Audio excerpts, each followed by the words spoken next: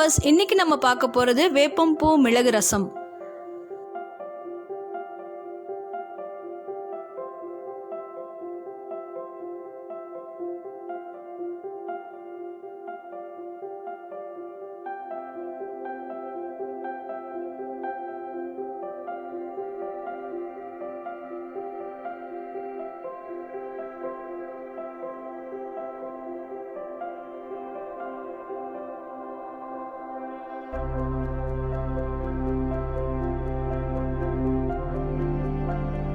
ஒரு 10 நிமிஷம் இந்த புளியை நம்ம ஊற வைக்கலாம்.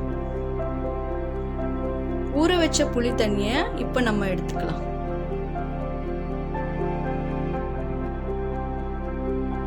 இந்த புளி தண்ணியில தக்காளியை பிழிஞ்சிக்கலாம். இந்த ரசம் ஜலதோஷத்திற்கு ரொம்ப நல்லது, ஜீரணத்திற்கும் ரொம்ப நல்லது. அது இல்லாமல் நம்ம இதில் வேப்பம்பூ சேர்க்கறதுனால மருத்துவ ரீதியாக இதில் நிறைய நன்மைகள் இருக்கு.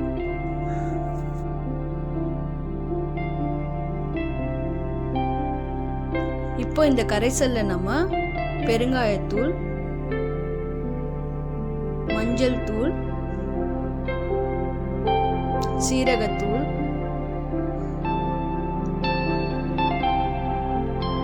மிளகுத்தூள், தனியாத்தூள்,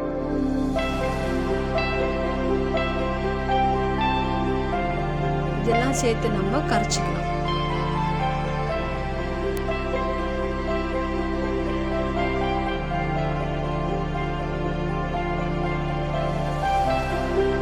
இந்த பூண்டை நம்ம இந்த மாதிரி தடிசா இடிச்சு வச்சிருக்கலாம். அதோட சேர்த்து இப்போ நம்ம இந்த கொத்தமல்லியும் இடிக்க போறோம்.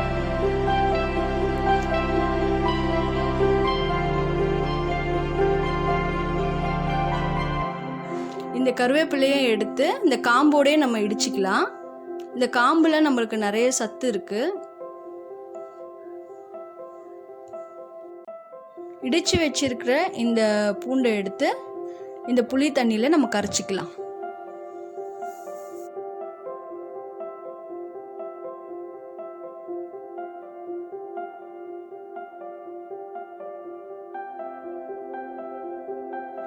இதுல நம்ம உப்பு கொஞ்சம் சேர்த்துக்கலாம். இப்போ தண்ணி எடுத்து இதில் வேணுன்ற அளவுக்கு ஊற்றிக்கோங்க. இது 4 பேருக்கு இந்த ரசம் வரும். ஒரு கடாயை வச்சு அதில் எண்ணெய் ஊற்றிக்கோங்க.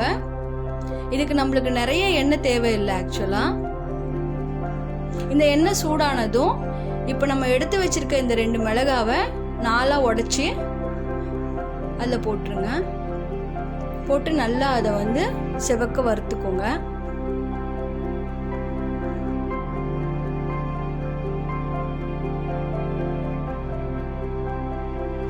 இப்போ மிளகாய் செவந்த உடனே நம்ம கரைச்சி வச்சிருக்க இந்த ரச கரைசலை இதில் ஊற்றிடுங்க.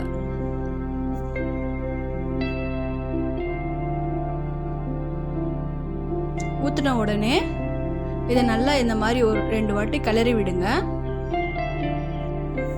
இந்த ரசத்தை நம்ம சூடாக சூப் மாதிரி கூட குடிக்கலாம். இதை நம்ம உருளைக்கிழங்கு வறுவல், சேனக்கிழங்கு வறுவலோட சாப்பிடும்போது இன்னும் நல்ல டேஸ்ட் உங்களுக்கு தெரியும். இப்போ இந்த ரசம் கொதிச்சின்னு இருக்கு. இது ரொம்ப நம்ம கொதிக்க விடக்கூடாது. இது சைட்ல எல்லாம் பபிள்ஸ் வருது பாருங்க. அந்த பபிள்ஸ் வரும்போதே நம்ம இந்த ஸ்டவ்வை ஒரு வாட்டி ரசத்தை கிளறி விட்டு ஆஃப் பண்ணிடணும். நம்ம ரசம் இப்போ ரெடி ஆயிடுச்சு. இப்போ நம்ம இதில் வேப்பம் பூவை மேலே தூவி விட போகிறோம். இந்த வேப்பம் பூ நம்ம உடம்புக்கு ரொம்ப நல்லது. இந்த வேப்பம் பூ சேர்க்கறதுனால இந்த ரசம் கசப்பாகாது. நம்ம ஹெல்த்தியான வேப்பம் பூ மிளகு ரசம் இப்போ ரெடி.